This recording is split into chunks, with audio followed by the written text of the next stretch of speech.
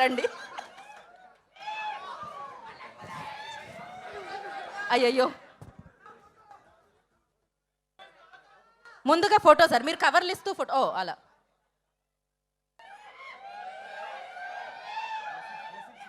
ఇప్పుడు బ్లెస్సింగ్స్ తీసుకోండి పెద్దల దగ్గర. సార్ మూర్తి గారు,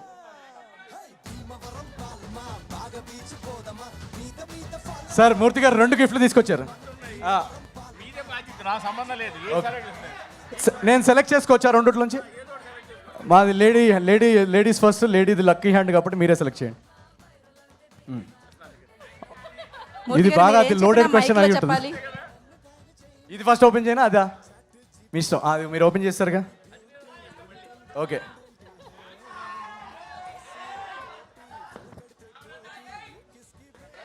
లేదు నేను చదువుతాను. రండి. Pan India Baahubali Prabhas, Tollywood megastar Chiranjeevi గారు, వీళ్ళకి పోటీగా వస్తున్నారు. మీరు నర్వస్గా లేదా?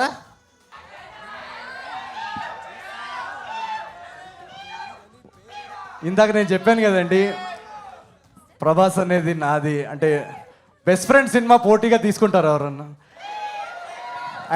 అండ్ ఈసారి ఇందాక మెగాస్టార్ గారి గురించి చెప్పారు కాబట్టి మెగాస్టార్ గారిని చూసి ఓకే మనం ఒక నార్మల్ ఫ్యామిలీలో పుట్టినా కూడా మనం తెలుగు సినిమాలో స్టార్ అవ్వచ్చు అనే ధైర్యము అనే పాత్ చూపించింది మెగాస్టార్ గారు.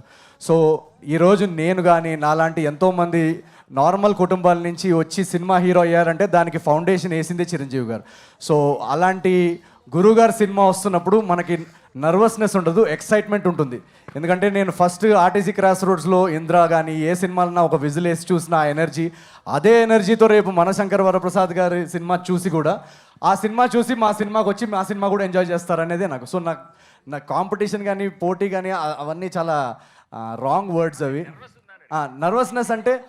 నర్వస్నెస్ నాకు పక్కన సినిమా గురించి నర్వస్నెస్ ఉండదు. మాకు నర్వస్నెస్ ఎలా ఉంటుందంటే మేము అనుకున్న సినిమా ఏదైతే మేము ఈ సీన్కి ఇక్కడ నవ్వుతారు, ఈ థ్రెడ్ ఎంజాయ్ చేస్తారు, ఈ స్టోరీ ఎంజాయ్ చేస్తారు, ఈ ఇమోషన్కి కనెక్ట్ అవుతారు అని అనుకొని తీస్తాం కదా, అది ఎంతవరకు కనెక్ట్ అవుతారనే ఒక నర్వస్నెస్ ఉంటుంది. ఆ నర్వస్నెస్ ఉంది, కానీ పక్కన సినిమా ఏముంది అనేది నర్వస్నెస్ కంటే ఎక్సైట్మెంట్ ఉంది యాజ్ అ ఫ్యాన్. అంటే ఇప్పుడు ప్రభాస్ గారు నిన్న మీరు ట్రైలర్ చూస్తే కనుక రాజాసాబ్ ట్రైలర్ అదిరిపోయింది.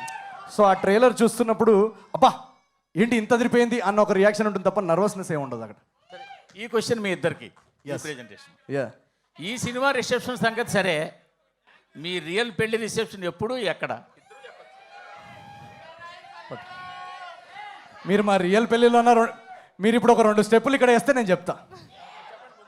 మీరు మ్యూజిక్ పెడతా, నేను ఈ రాజుగారి పెళ్ళి హుక్ స్టెప్ వేస్తే నేను చెప్పేస్తా. ఎందుకంటే డేట్ అనుకున్నాము, అమ్మాయి కూడా అనుకున్నాము. జస్ట్ మీరు ఒక 2 స్టెప్పులు వేస్తే. మనూరే సార్, మనూరే. ఏదో ఒకసారి పాట ప్లే చేయండి అమ్మా, మరి తెలుసుకోవాలంటే. మీరు ఒక 2 స్టెప్పులు వేస్తే నేను ఖచ్చితంగా డేట్ చెప్తా. వేస్తారా? అది చూడండి, యుఎస్ అమ్మాయా ఇక్కడ అమ్మాయా అంట. ఎక్కడైనా ఇప్పుడు మాకేంటంటే ఇందాక నేను వచ్చేటప్పుడు మా మమ్మీతో కూడా అంటున్నా, నాకు ఓన్లీ సినిమాల్లో పెళ్లి చేసుకోవడం రాసున్నట్టుంది. సో ఇలాగే మీరు బ్లెస్ చేసి వీళ్ళు సినిమాలు హిట్ చేస్తూ ఉంటే ఒకటి మాత్రం గ్యారంటీ, ప్రతి సినిమాలో ఏదో ఒక సీన్లో పెళ్లి చేసుకుంటా. సో నేను అంటే when I find the right person, ఎప్పుడు వెయిటింగ్, నేను కూడా వెయిటింగ్. అది నా కళ్ళ ముందు డెఫినెట్గా అయితే ఐ విల్ మ్యారీ, కానీ at the right time. So yes. మీకేమైనా సంబంధాలు ఉంటే పంపించచ్చు కదా, మీరు నా నంబర్ కొంచెం మెసేజ్ చేయొచ్చు కదా. మా మమ్మీ డాడీ వల్ల అవ్వట్లేదు, మీరన్నా కొంచెం సెట్ చేయండి. యూఎస్ మీరు జింబాబ్వే అమ్మాయిని సెట్ చేసినా కూడా ఓకే. అదే మీరు మీ ఆశీస్సులతో మీరే వేసేయాలండి. రండి.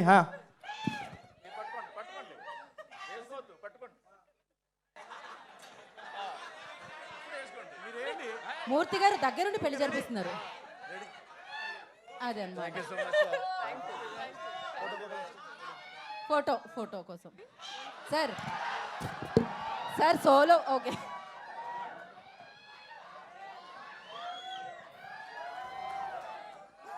Always been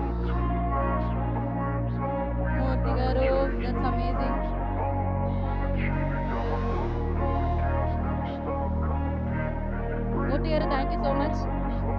yeah I wanna be the best in the game, invest in my name. Hey, Check no restraints, I'm me obsessed with the pain. I ingest, I retain, assess and I change. Possessed by the thought I'll be free one day from society's restraints. Money, clout, and fame, mud, disease, a plague. We all love to hate, have to play the game, have to make a name. All our insecurities are on display. This is war with the enemy. Think that it was meant to be. Living in a time where disease is on every screen. I won't let them fester me. I know most are festering. Negativity is a plague for the mentally weak. All I got is working. Never stop searching. Never quench the thirsty. I'm toxic and psychotic. With this logic, you can't stop Hey, it. Gurgaru, ready. Chronic since I was a boy, so the Sir, go ahead, chaotic. Sir ముందుగా ఆశీర్వదించండి, దాని తర్వాత చదివించండి.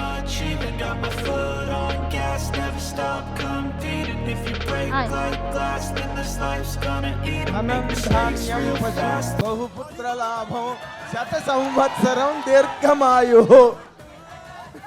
Sir ఇప్పుడు ఏం నిజంగానే పెళ్ళి అయిపోయిందా ఏంటి? ఏం చదివారు మీరు ఇప్పుడు? సార్ బ్రేకప్లు చేయించకండి మీరు. నాకు sir support and one of the most glamorous media person. ఎప్పుడు సార్ ఇప్పటి వరకు ఎప్పుడు హెయిర్ కూడా డై చేసుకోలేదు. Always looks young and energetic and చాలా సపోర్టివ్గా నా ఏజెంట్ టైం నుంచి చాలా ఎంకరేజింగ్గా ఇంటర్వ్యూస్లో కానీ మా సినిమాని వర్డ్ ఆఫ్ మౌత్ ఆడియన్స్కి అందేలా చేశారు. So thank you so much sir, thank you very much. Sir, ఏం తీసుకొచ్చారు? ఏం చదవండి ఒకసారి. నేను అంటే ముందుగా చదివి మీ ఎవరు హ్యాండ్ రైటింగ్ నాకు అర్థం కావట్లేదు. అదే మీరు అందుకని నేను ముందు రాగానే నేను ఆడిటోరియంలోకి రాగానే చెప్తే క్వశ్చన్ రాసా, నీకే రాసా, ఈ అమ్మాయికి రాయలే.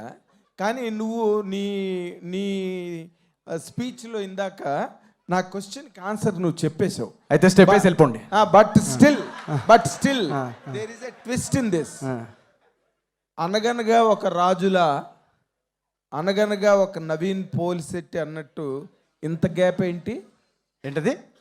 అనగనగా ఒక రాజులా, అనగనగా ఒక రాజు అంటే ఓ ఇంత గ్యాప్ ఏంటనా? అనే time there lived a king. Okay అట్లా త్రివిక్రమ్ గారు చెప్పినట్టు గ్యాప్ తీసుకోలేదు, అది గ్యాప్ వచ్చింది అంతే. వచ్చిందా తీసుకున్నావా అని రాశా. లేదు, ఇందాక చెప్పాను కదా సార్, 2024 అది మా మమ్మీ అంటా ఉంటుంది, సినిమాలు కంటిన్యూస్గా హిట్ అవుతుంటే ఎవడో విరూపాక్ష జయించినట్టున్నాడు, అనవసరంగా నీ మీద అనవసరంగా అంత పెద్ద ఇంజురీ అయింది. బట్ అది చెప్పాను కదా, అది ఒక బ్యాడ్ ఇయర్, అది మర్చిపోదాం.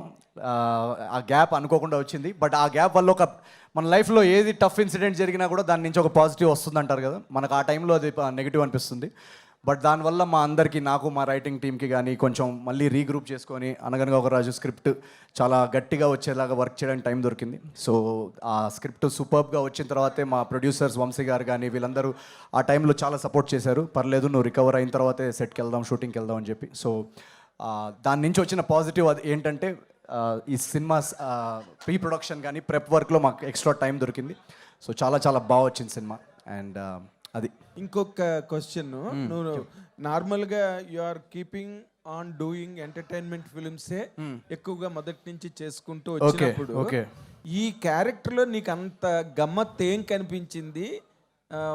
Why you have chosen to enact this character అంటే ఏం చెప్తావు? సో యాక్చువల్గా ఈ క్వశ్చన్ మా డైరెక్టర్, మా రైటింగ్ టీం వాళ్ళు కూడా ఇక్కడ ఉన్నారు ఫ్రంట్ రోలో, వాళ్ళకి మైక్ ఇస్తే వాళ్ళు కూడా చెప్పగలుగుతారు. మా director Mari is there, please huge round of applause. And my co writer Chinmay is there. So యాక్చువల్గా మీరు అన్న క్వశ్చన్ కరెక్టే.